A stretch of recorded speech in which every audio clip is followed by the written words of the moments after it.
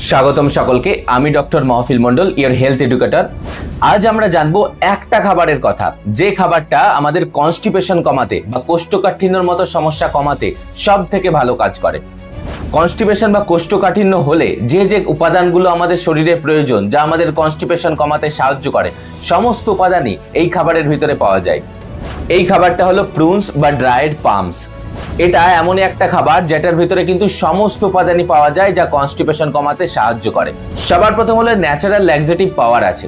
এর ভিতরে সরবিটল প্রচুর পরিমাণে থাকে, যে সরবিটল আমাদের ইন্টেস্টাইনের ভিতরে ওয়াটারকে পুল করে স্টুলকে সফট করতে সাহায্য করে, যা ন্যাচারাল ল্যাক্সেটিভ হিসাবে কাজ করে।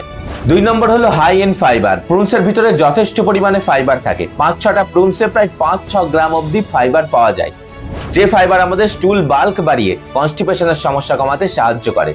3 নম্বর হলো এর ভিতরে ফেনোলিক কম্পাউন্ড পাওয়া যায়। আমাদের গাটের ভিতরে যে মাইক্রোবায়োমগুলো থাকে, অর্থাৎ যে গুড ব্যাকটেরিয়াগুলো থাকে, সেগুলোকে গ্রো করতে সাহায্য করে এই প্রুনস। আর 4 নম্বরে এটা আলটিমেটলি আমাদের বাউল রিফ্লেক্স বাড়িয়ে আমাদের কনস্টিপেশন বা স্টুল পাস করার সমস্যাটাও ঠিক করতে সাহায্য করে। চলুন জানি এই প্রুনস আমরা খাবো কিভাবে। 1 নম্বর উপায় হলো আমরা রাতে 5-6টা প্রুনস 1 গ্লাস জলে ভিজিয়ে রাখবো।